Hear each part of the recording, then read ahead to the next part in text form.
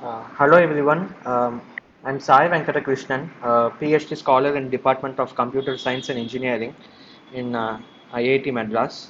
This is week 7 live session for the course Operating Systems Fundamentals. The agenda of live session is as follows. You will be we will be discussing around 10 questions pertaining to the week 7 lectures which you had watched on the NPTEL this week for this course operating systems. So these 10 questions, whatever we are going to discuss, were offered in the previous, well, the assignment questions in the previous offerings of this course. So the main aim of this live session is that you should make use of these live sessions to clarify your doubts uh, in the course and to help you solve the current assignment questions which are released on the NPTEL portal. Okay, so you can either unmute yourself and ask your query or post your query in the chat box. Okay. Let's get started then. So first question, which of the following conditions must be satisfied to solve the critical section problem? Option A, mutual exclusion. Option B, progress. Option C, bounded weighting. Or option D, all of the above. Any guesses which one is the correct option?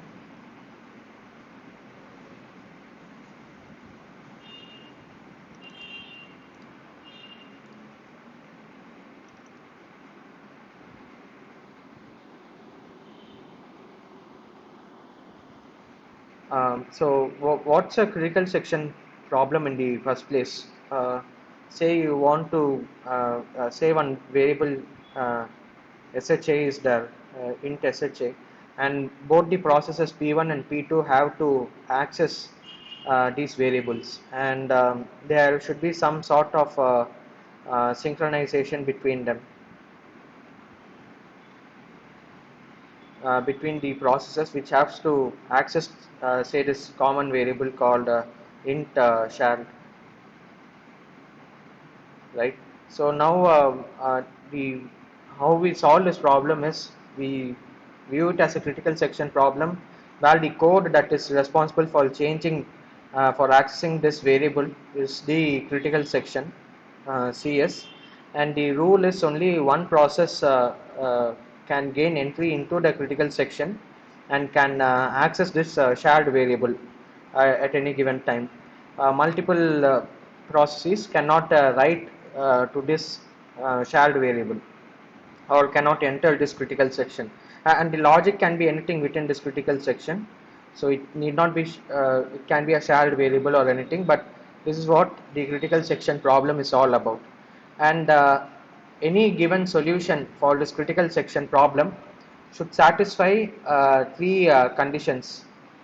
uh, so one condition is the mutual exclusion, right? So mutual exclusion is nothing but say only one process should be active within this critical section at any given time. It can either be P1 or it can be P2. If there are n processes like P1 up to Pn, then only one of the processes should be active in the critical section. That is what mutual exclusion is, the condition states. The second condition is progress. So the main goal of this condition, the progress condition, is that given, say for example, you have only one process waiting to enter into the critical section, and no other process is within the critical section. Say P2 is not contending for the critical section, and P1 is waiting. So in that case, P1 should make progress, and it should gain entry into the critical section for sure. Okay, so that is what progress is all about. So it should not be stalled or something. Excuse me. It should not be stalled indefinitely or something. It should not be stalled. So it should make progress for sure, so that it finally gains entry into the critical section. And the third condition is the waiting time for any waiting process to gain entry into the critical section should be bounded. So it should not say wait for an infinite amount of time or something. It should not be like a non-deterministic time. Say there's a long queue of processes P1, P2, P3 up till P100 processes are waiting to gain entry into the critical section. Then say P100, it should be deterministic, as in it should gain entry at least within the 100 seconds or something. The waiting time to be should be 100 seconds or something like that. It should not be non-deterministic. So that is what bounded waiting is all about. There should be an upper bound on the waiting time that the process waits in the queue to enter into the critical section. So all the three conditions, mutual exclusion, progress, bounded waiting, all these three conditions must be satisfied by any solution to solve the critical section problem. So the correct answer for question 1 is option D, all of the above. Okay. Any doubts in this question? Feel free to post your queries in the chat box, or unmute yourself and you can speak. It need not be just this question doubts, it can be any doubt relating to the video lectures also. So feel free to ask doubts and stop me in between. If there are no doubts, then we can continue with the second question.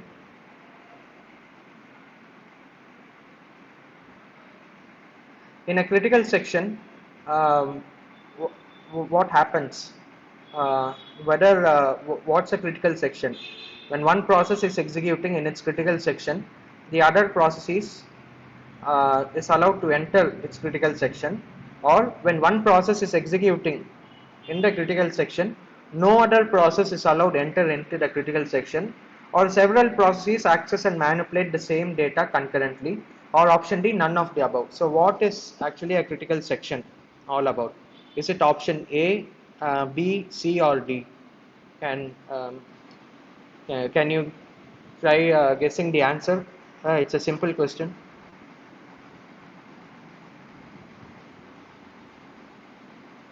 Is it option A, B, C, or D?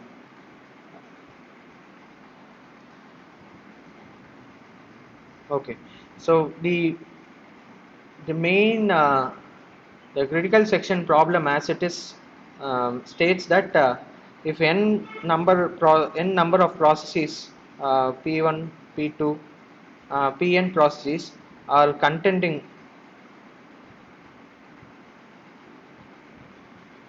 for the critical section, only one should gain entry.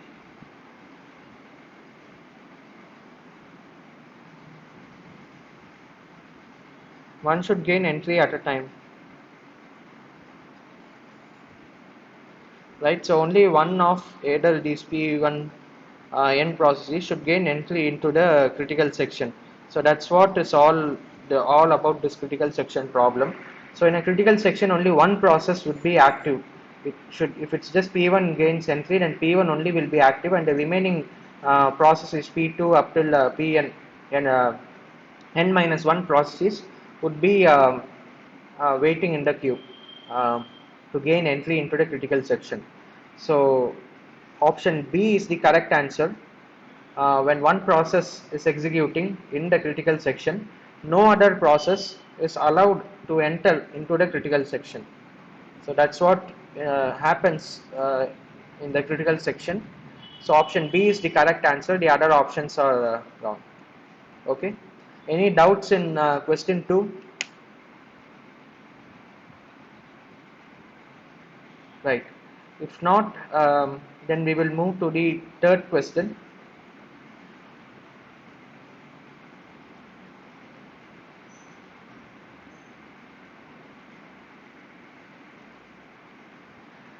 Concurrent access to shared data may result in what? Data insecurity, data inconsistency, data consistency, or none of the above. What would a concurrent access to shared data may result in? So let's understand the question first. Say we have say uh, uh, uh, some structure or okay. Say we have a struct student and it has like int marks and the name student name and say this struct student this is like student 11 something roll number 11. So we just so this is the instantiation of that structure as 11 just student 11 assume that. And now this two processes are there. One is updating the uh, marks, uh, two processes. One is both of them are accessing this struct student marks, the marks field it's accessing. For some reason, both process P1 and P2 are trying to access S11 dot marks and S11 dot marks. And so, which one of these should be?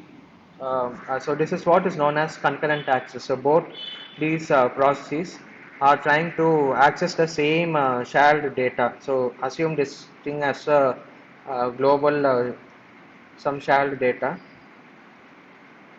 and assume like instead of processes let this also we can just treat it as a thread 1 and thread thread 2. So both these threads they belong to the same process and T1 is also accessing the same student's marks and T2 is also accessing the same marks field of the student 11. Now now the thing is, this is what is concurrent access, and say if you are having a multi-threaded system where both T1 and T2 can be running parallelly on the CPU, right? Both can be running on the CPU parallelly. They can be scheduled and run on say multi-core machine. And in that case, if both are trying to access that same memory location, that is what is known as concurrent access to shared data.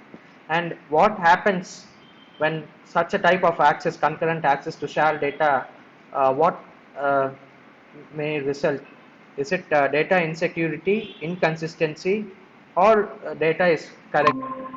Whatever be the uh, access scenario. Any guesses out of these four options? Which one is the correct answer?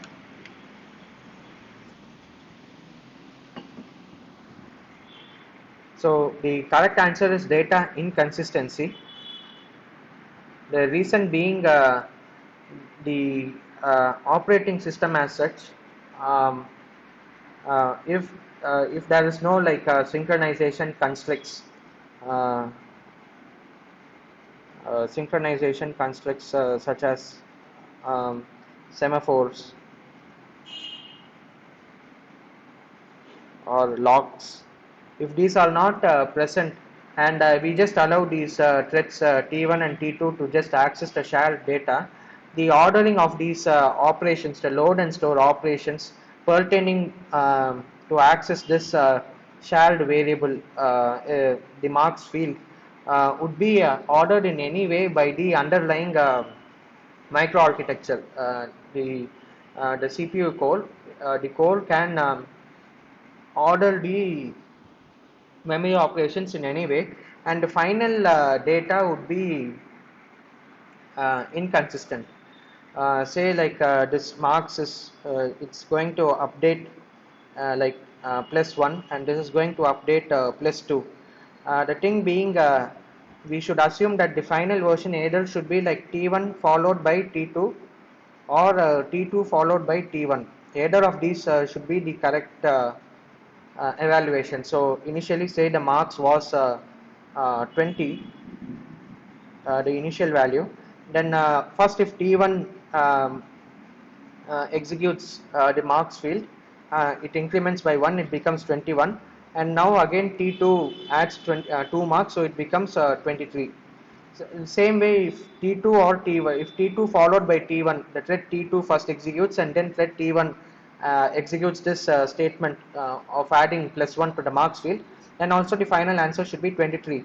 But the thing is, these load and store operations, which has to access load the marks field and adding +1 and then storing it back to the marks field, all these things, if they are interleaved in such a way that what happens is this the original value of this marks field on both these thread 1 and thread 2 may concurrently access the data, and both of them will get the same initial value to be 20, and only one of these operations would finally get written into the field. So either 21 would be returned, which is wrong, so either 21 would be returned or 22 would be returned, would be stored in that marks field. So both of these values are wrong actually. The correct value should be 23. The correct value is 23. So in that case, this is what is concurrent access to shared data might result in. So instead of the correct answer being 23 stored in the shared data, the wrong answer of 21 or 22, the inconsistent result, might be shared in the might be saved in the marks field in that shared data. So concurrent access is very tricky to handle, and so that's why we should have proper synchronization constructs and all those things to avoid these data inconsistency problems. Okay. Any doubts in this question?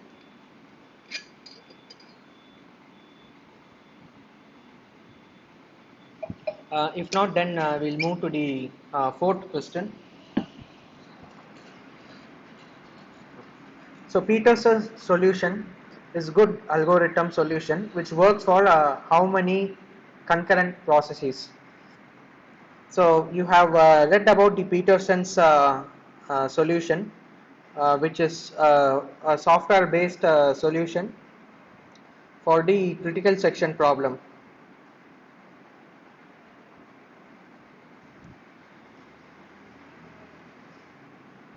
Now the question is, this Peterson solution uh, can handle how many concurrent processes? Say whether it handles two processes, say P1 and P2 are there, and both these processes are trying to enter the critical section. So only two processes it can handle at a time, or can it handle three, four, or five processes also? Any guesses on how many processes the? Okay. Right. So, Satya Prakash, 2 is the correct answer. Um, any guesses why the answer is 2?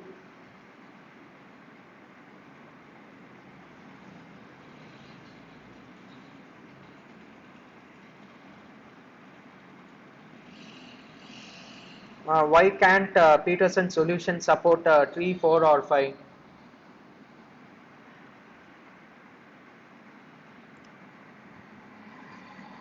So, the reason being in Peterson solution, the algorithm, if you see, there is this turn variable.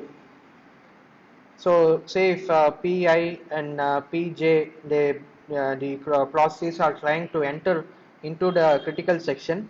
When Pi tries to enter the critical section, it sets the turn variable to j, and when Pj tries to enter, it sets the turn variable to I. So this turn variable, why is it required is to ensure progress, so that even say if pi is not trying to enter the critical section, it doesn't need to enter, so it sets the turn to j such that if pj is trying to wants to enter the critical section, it can very well go ahead and enter the critical section. So the turn variable is meant for progress, and the turn variable is like a it can hold only two values, either like I or j. Say if you just add another process pk, then how should the algorithm be changed? If we don't know, right? So say if pi doesn't want to enter, here it is easy. We are just setting it to turn equal to j in a two process system. If there are three processes, whether I should set turn equal to j or turn equal to k.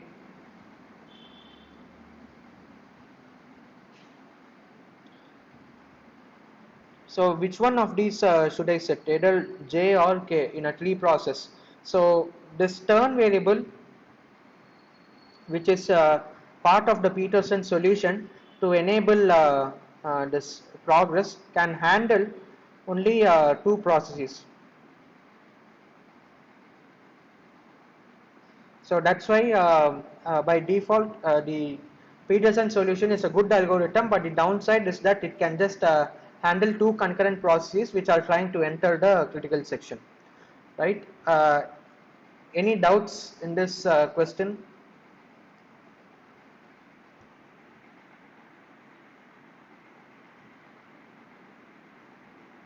Right. If not, we'll move to the fifth question.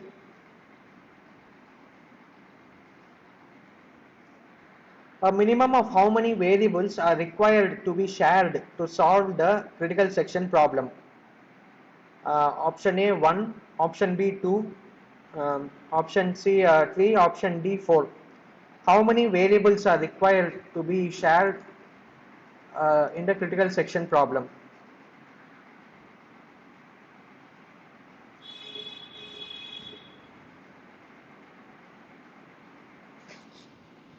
So minimum how many variables should I require for doing all the synchronization and all those things?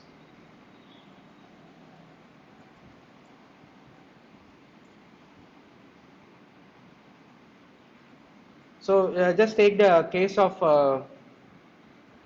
Peterson's solution itself. So in that solution, how many variables do we require? So it can just handle two processes,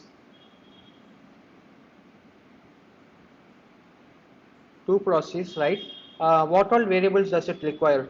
So one, it requires the flag array. So flag, say flag of, uh, uh, so this flag array, so it contains two variables. So um, uh, so the zeroth element is for process pi, and the jth element is for process j, the second element. So if both can be true or it can be false based on the status, whether pi wants to enter the critical section or pj wants to enter the critical section. Based on it, can independently access this flag array and set its corresponding entry to true or false. But on the whole, this flag array should be shared among all the processes. Okay, and the second variable is the turn variable.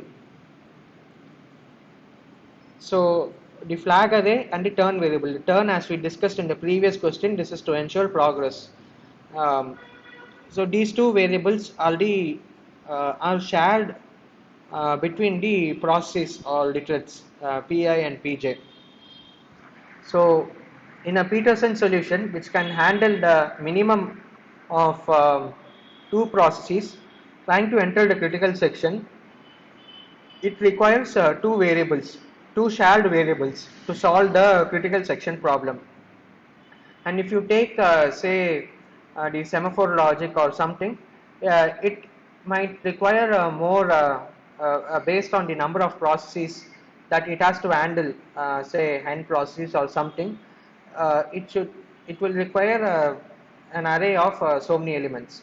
So in that case, the answer for this question is option B 2. So a minimum of two variables, shared variables, are required to solve the critical section problem.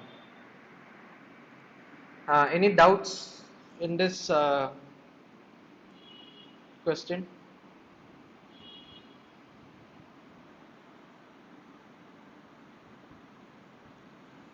Right. If not, we'll move to the sixth question. Okay. This is an easy question.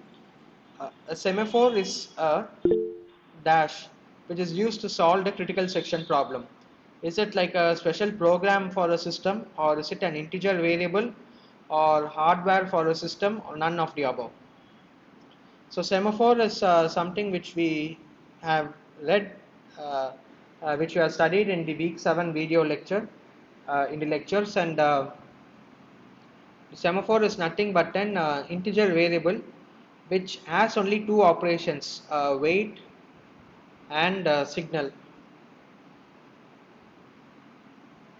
So based on these two operations, it able to solve the synchronization problem. So not just the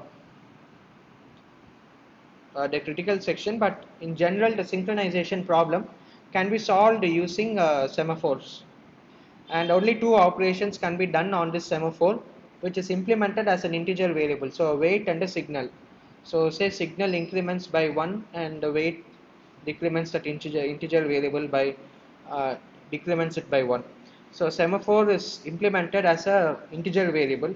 So option B is the correct answer. And yes, Satya has mentioned in the chat box, yeah, option B is the correct answer.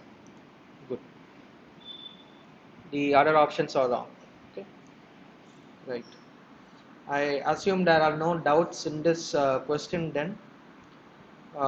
In that case, let's move to the seventh question.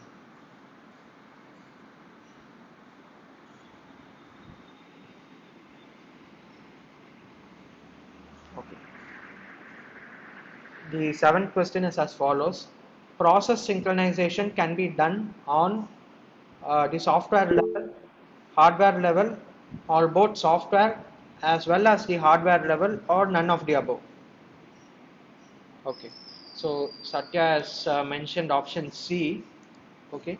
Let's see whether option C is the correct answer or not. Okay. So let's see. Is there any synchronization that can be done in the software level? Yes. So for example, to enter the critical section, that's a sort of synchronization. So we have the purely Peterson solution, or we can have it as a mutex locks also, all those things. So but the tricky part is, if the synchronization, if it has only to be implemented only via the software, the load plus the store operation, say I have to uh, test and set a lock. So this testing will be like a load operation plus a compare operation, and the setting is a store operation. So together, all these three should be atomic in nature. Atomic as in, it should not be interrupted in between. If say an interrupt is raised in between or something, then the case is uh, say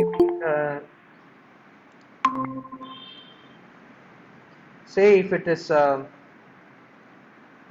if an interrupt occurs after the load operation or something, and then what and this the lock variable which is shared, whatever was loaded would become stale once when the interrupt finishes and it resumes execution from this compare instruction, because some other processor might have obtained the lock, or it could have done some other operation on this shared variable lock. So and if an interrupt occurs after the compare, then also it is wrong, because after testing, after the load and compare occurs, the storing, it assumes that the load and compare occurred successfully and it was atomic, uh, all the three instructions. But if an interrupt occurred in between, similarly, some other process might have changed this shared variable, and when the store comes, it doesn't again load the shared variable, compare it, test it, and then set it. Instead, it just assumes that the load compare passed before the interrupt, and now it can just resume execution, and it blindly goes and writes into the shared variable. So this leads to data inconsistency. Okay, so the easy way but the tough way is to like it has high overheads, as in the interrupts have to be disabled whenever I have to um, do these atomic instructions, and also interrupts have to be disabled, plus my scheduler should also not schedule some other processes when I'm running these atomic instructions. So this pure software solution for process synchronization is possible, but it will have high overheads, or it is a bit tricky to implement. But the naive solutions are there, but it is having high overheads. But yes, software level process synchronization is possible by disabling interrupts and instructing the scheduler not to interrupt in between and schedule some other process. Excuse me. Sorry. Yeah, sorry. Uh, did anyone have any doubts?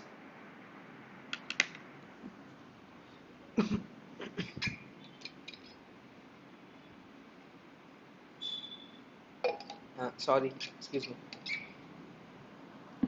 Right. So the software only solution is also possible in process to solve the process synchronization, but it will have high overheads. Now coming to the hardware level solution. So in the hardware level solution, it is um, so the same whatever we saw, um, testing a shared variable and setting it. This so this will contain a load plus compare instruction, and this setting is actually a store instruction. Now the hardware, the ISA designer, the microarchitecture and the ISA designer, say in x86 ISA, they have a test and set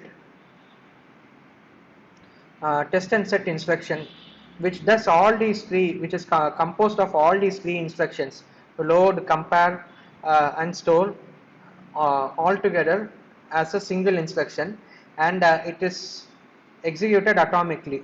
So by default, in your microarchitecture, if you learn computer architecture, what happens is, in say in your pipeline, so usually in your current CPU, how it will be implemented is usually in like in a pipeline, and the first level would be like an instruction fetch, and what instruction is that, it will be decoded, that's the instruction decode, and then it will be executed, and then there will be like a memory operation, like it will be accessing the memory or cache or those things, and finally in the final step, once all these, if it's like an add instruction, it will be executed over here. If it's a memory operation, it will be executed over here. This stage will be active. So once all these stages are complete, finally this is the retire stage, as in we mark that that instruction has completed successfully, and we keep it the status as 1. Now this test and set will compose of this load, compare and store instructions internally, and the status of the test and set will be set to 1. It will be retired from the in the final stage, it will be set as completed only when all these three instructions complete one by one sequentially. So first the load has to occur, then it should be compared, and then the store has to occur to the shared variable. When all these three instructions get completed successfully, then only this instruction test and set will be set as completed. It will be flagged as completed. So this is what we term it as atomically. And also say if the scheduler has to schedule some other process in between, remove this process from the CPU and schedule some other process, or some interrupt was raised, or in any case, whenever some external interrupt comes, it will either come before the test and set instruction or after the test and set, but not in between. So this is what the hardware guarantees, and the microarchitectural designer who designs the core and who designs the ISA and all those things has to make sure that this ISA, this instruction test and set, is implemented properly in the pipeline stages, and has to guarantee that the interrupts can only occur either at the beginning or after it has completed, and not in between, right? So, and instead of the software level, just the software level solution which has to disable interrupts, or request the scheduler not to schedule that process out of scope, Those things all need not happen because it can just directly go and use this test and set instructions, make use of the ISA. But one thing to note is, say if I have if I have a program, and by default if I just use this test and set instruction, it might be the case that if I have to run the same program on an ARM system or something, so these are all like x86 ISA. If I have to run that same on a different system, say ARM or RISC-V, right? Then that same test and set would not be valid. Some other instruction specific to that ISA I have to use, and I have to make sure that whatever model that instruction guarantees, like uh, the atomic instruction also, it will have various guarantees. So whether that satisfy the application, whether my use case scenario I should see, and then I should change the code, and then only I can run it on a different system targeting a different ISA. So usually using directly these instructions reduces the portability of your code. Okay, so this is what the hardware solution for process synchronization is all about. So the hardware level solution is also there, which is atomic instructions. Atomic instructions. So both hardware as well as the software solutions are there. So option C is the correct answer, which is both software as well as hardware level. Uh, yeah, so yeah, Satya Prakash had mentioned option C. Good. So option C is the correct answer. Any doubts in this question? Like, if not, we will move to the eighth question. Thanks, Satya Prakash. If not, we'll move to the eighth question. Which are the two kinds of semaphores implemented in operating systems? Whether it is mutex and decimal, binary and counting, mutex and counting, or binary and decimal. This is an easy question. Any guesses?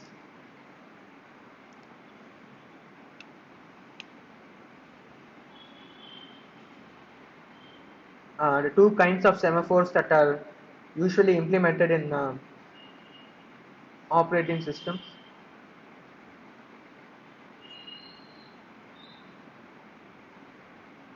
Okay, so the option B is the correct answer, binary and counting.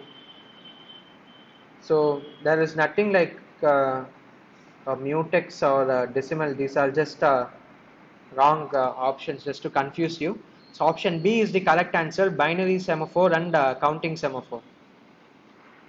So both these things are interchangeable, as in I can represent a counting semaphore using binary semaphore, or a binary semaphore using a counting semaphore. So both are possible. So it's up to the implementation costs and those things, right? Any doubts in this question 8? This is a straightforward question.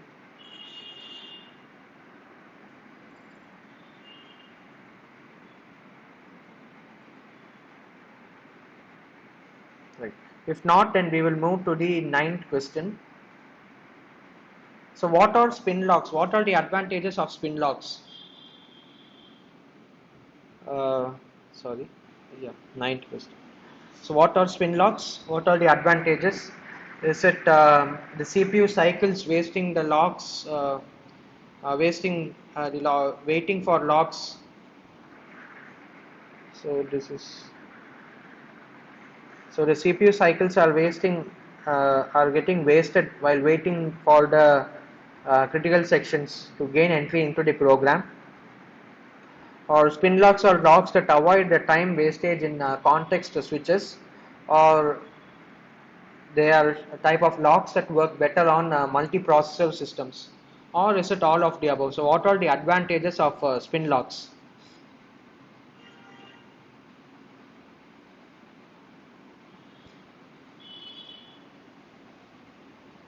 So right.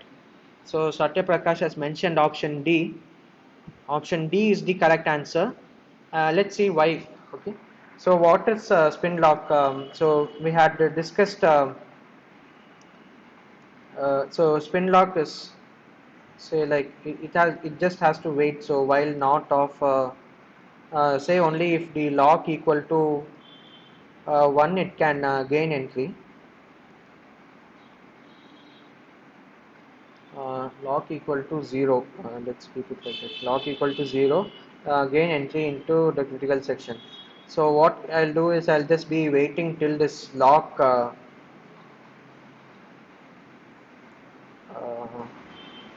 if the lock is 0, right? Yeah. So this not should not be there. So the thing is, if some other process has gained entry into the lock, has gained access to the lock, it will set the lock equal to 1, and this is your critical section. Okay, so if some other process has gained entry, then it would have set the lock equal to 1. Say P2 has gained entry and it has set the lock equal to 1, and now P1 process would be trying to gain entry, and what will happen, it will be busy looping. So while lock, so this thing itself, it would be looping, and finally when P2 relinquishes the lock, it leaves the lock at um, uh, when it leaves the critical section, it just resets the lock to 0. At that time, this condition, this while loop would fail, and then P1 would gain entry into the critical section and gain access to the lock, set it to 1 and execute the critical section. So in this case, till P2 is accessing this critical section, P1 would be continuously looping in this while loop only. So this is what is known as a spinning. So P1 is just spinning on the same instruction, it's just executing, and this is what is known as spin lock. Okay. The disadvantage is that the CPU cycles. So if the scheduler just schedules P1, say P2 is executing, and say uh, the scheduler is having like a round robin scheduling logic, and P2 executed for 2 units of time, and now P2 is removed and P1 is run on the CPU. Okay, and and still the lock is with P2 only. So what will P1 be doing? It will just be spinning on the same instruction. It will be executing that while loop again and again, waiting for that lock to be reset. That's what P1 will be doing throughout its time quantum, which is given to it by the scheduler for execution on the CPU. So P1 is literally wasting its clock cycles, right? So option A, which mentions like CPU cycles are getting wasted while the process is waiting to gain entry into the critical section by getting access to the lock.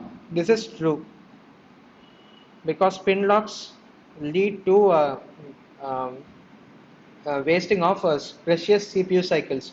So instead of giving the access to P1, the scheduler can give access to some other process, say P3, which does not have to enter into a critical section. It just has to execute some other instructions or something. Scheduler can just give access to P3 instead of giving to P1 at that time, because P1 hasn't got entry into the critical section. It will just be wasting cycles by executing that same while loop. Okay, so this is what option A is all about. So option A is true. So now let's see option B. So in option B, it says locks, spin locks are those that avoid time wastage in context switches. So say what this means is, say if P1 it wants to enter into the critical section, and say if you have a lock variable that is being implemented in the kernel or something, and for each time it has to check, the process P1 has to ask the kernel whether it, it gains entry into the lock, or it has to check with the kernel whether that lock variable has changed, excuse me, whether the lock variable has changed or something. So each time it requires that access, there will be a context switch. So in this spin lock implementation, this whole thing is actually in a What you using, said just when we need context switch. So say this lock variable or something, it is part of the kernel space and the kernel is mediating access between the processes to gain entry into the critical section. Okay, so when you change the process, then we need context switch. Yeah, you do a context switch, as in you change from P1 to the kernel space, like using a system call or something, then you return back. So those things, right? So those things are all not there. You need not require, because P1 can just be executing this while loop in the user space itself for its time quantum, and can, if at all it's lucky enough, then it will get access to the critical section, gain entry into the critical section within that time quantum itself. Or so everything is in the user space. If it's a context switch, what happens is you have to load your registers on that stack, and again store it back, the page table switching, all those things are all there, and this will be expensive. And each time it wants to gain entry, it wants to check whether it has got access to the lock or not. Each time it should be doing a context switch. So So in round robin, don't we have? I mean, don't we have follow these three things? sorry. In round robin, as you're saying that after a particular time quantum, the process are changing. Yeah. So they are not using contexts in that scenario. So by in this scenario, right? Actually, they mention the kernel thing only, right? Okay, so when exactly we need context switch, and you're saying that this is done No, by the no. kernel. So context. So the context switch, as in it can either like P1 to P2, it can change, or it can like P1 ask the kernel also. So it can be anything. So the scheduler schedules out some other process and keeps some other process that is different. That is not related to this question, as in this option B. I mean, we can change process without context switch. No, no, with context switch only we can change. Okay, So in this case, what I meant by context switch is you are switching to the kernel mode, right? That is also some sort of context switch only, because okay, from user space you are switching to kernel space. You have to store your registers and everything. okay. Thank you. Yeah. So that time wastage is avoided in spin locks. So this option B is also true. And option C, let's see, locks that spin locks are those that work better on multiprocessor systems. So say you have this case like in you have a multi-core system, okay. Say you have a multi-core system, so this is core 1 and this is core 2, and you have process 1 which is scheduled on core 1 and process 2 scheduled on core 2, and both have to enter the critical section, okay. And P2 is now executing. It has gained entry into the critical section, and P1 is just looping in this while loop, waiting for the lock. And assume that the critical section logic is very small. So small as in just uh, it just 2 milliseconds or something, or just 20 cycles or something. Just assume it's very small compared to the other logic that the process has to execute. The logic within the critical section is very small. Then what the OS can do is it can schedule both the processes on different cores, such that um, P1 can be just executing in this while loop for say this critical section is just 20 cycles. So just for 20 cycles, this will be executing the while loop, and once the 20 cycles gets over, P2 would be exiting from the critical section, and P1 immediately would gain entry into the critical section.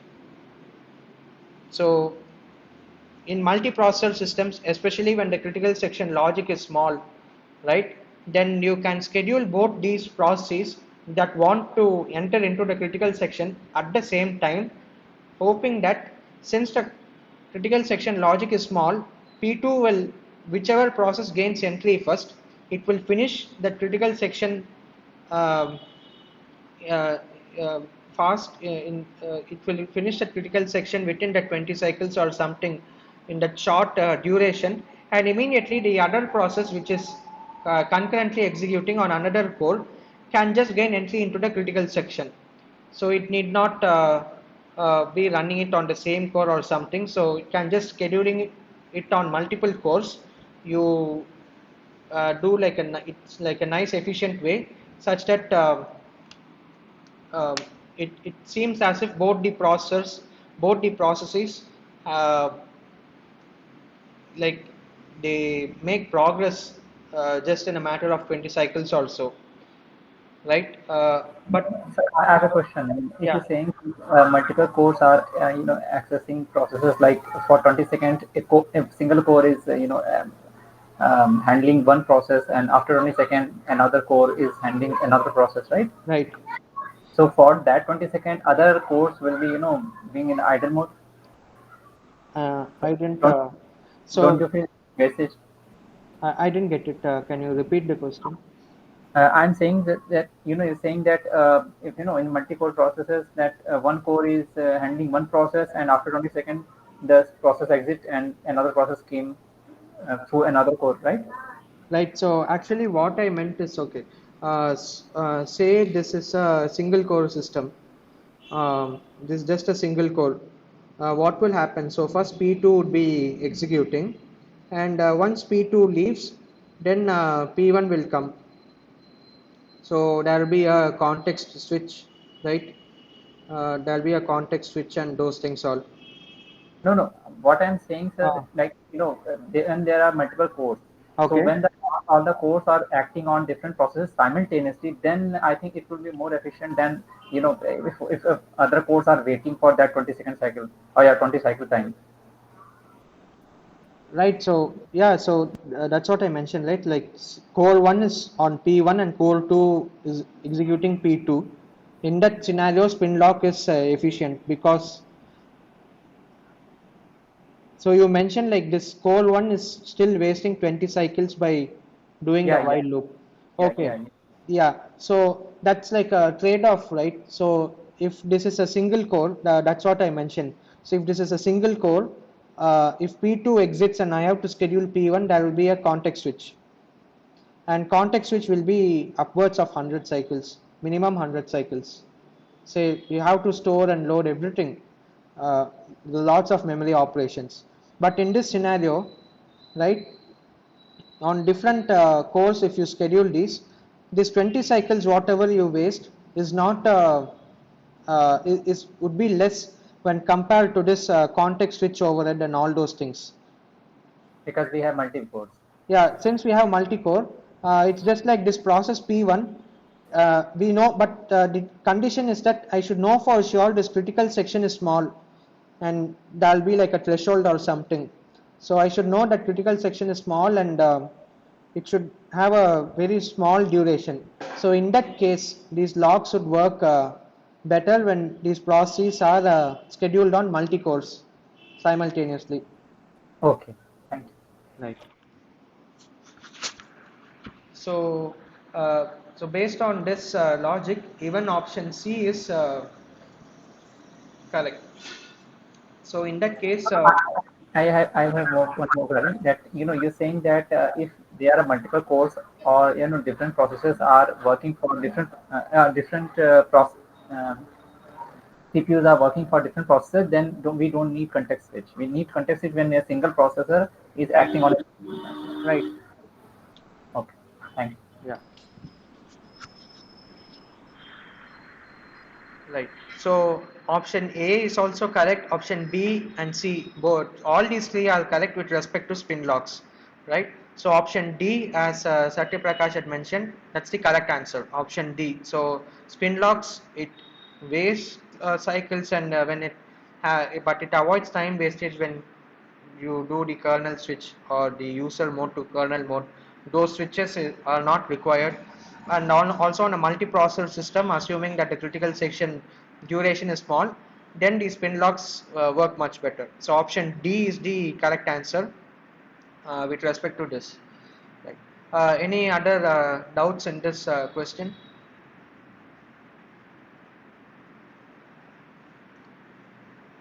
If not, then we'll move to the 10th question.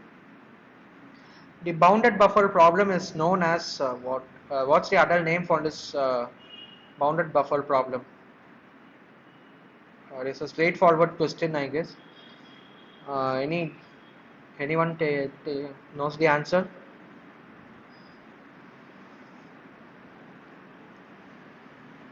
Right. So the answer is option A, producer consumer. So you have a bounded buffer. So this is a buffer, say n equal to 6. So this is like a bounded buffer, and the bounded buffer problem is nothing but there will be a producer process which will be adding elements, and there will be a consumer process which would be uh, reading those elements. Add and you can say it as delete. So this is actually like a write and this is a read. So two processes are there, producer and consumer. One will be adding and the other will be reading. And since the buffer is bounded, the condition is that if the buffer is full, it should stop. Stop if buffer is full, and this consumer process should stop if the buffer is empty.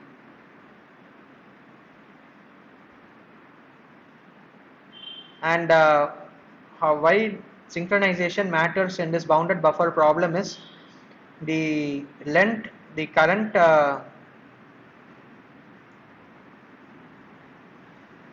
length, the active length in this buffer. So what or how many elements are there in this buffer should be a shared variable between the producer process and consumer process.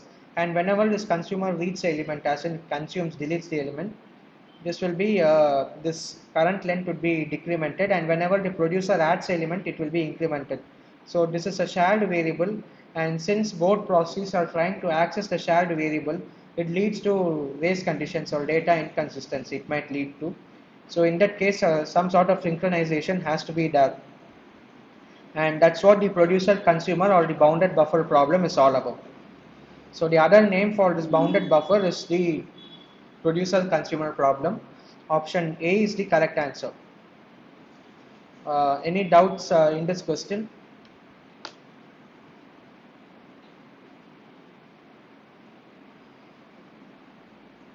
Right. If not, then yeah, that's the end of this live session. So we So have. I was, I mean, can we have one more session for process scheduling and process synchronization in the next Friday? Right. So what do you want? Do you want extra questions as in? Yeah, I mean, I have more questions, but right now I don't have prepared for that, to share. Right. Okay. So you want me to discuss extra questions with respect to scheduling and synchronization? Yeah, Right. Okay. We can do that. So what I can do is so next classes or next live session will be week 8. That will be synchronization examples. What I will do is I will add other questions with respect to synchronization and scheduling also in between. yeah. I mean, can I also add from standard textbook questions? Sorry, first. Standard textbook questions. Standard textbook questions. Which textbook are you referring to? I'm not sure. I mean, recommended in the classroom by the professor. Uh, Which one? I'm not sure. actually need to check if those actually. Right. Or if you have a specific doubt, you can ask in. I mean, actually, there are multiple sessions are going on, so I'm not prepared well for for all the my queries. That's why I'm requesting you if you can. Right. Or one thing, can you do like? I will add questions related to scheduling and synchronization Yeah. next week. I will most probably I will take like a couple of questions from this book Abraham Silber's this book. I'm not sure of that name. Galvin, one author's name is Galvin. I will take operating systems concepts. So let me just see. Is this the book that you are referring to? Uh, I mean, Operating systems concepts is the book that I am following, but there are multiple OS books. okay, yeah, that one, yeah, yeah, that's the same book I was referring, and also William Starling book. Okay, so I'm referring to this book. What I'll do is I will take a couple of questions from synchronization and scheduling and Yeah. add it to the list of questions that I'll be discussing You next know, week. actually, I'm also preparing for gate examination, so that's why I have, Right, but okay. I'm Yeah, yeah, sure. So I will add a couple of questions for these with respect to those topics also, and okay. we'll see. Okay, thank you. Or if you want a specific question or something, you can just post it in the discussion forum also. If you Okay, so we can take that question also and discuss. That would be helpful also. That would be better okay, also. sure, sure. Because like if I take some two questions randomly, you might be knowing those two answers for those questions, and you might have doubt in some other question. If Yeah, like if you say I, them. I yeah, I will have try to share that in forums, and then you can discuss this in this Yeah, direction. because I will be better prepared also. I will go through that question and uh, Okay, okay, sure. yeah, so that would be helpful actually. Okay, thank you. Yeah, thanks, Shashik.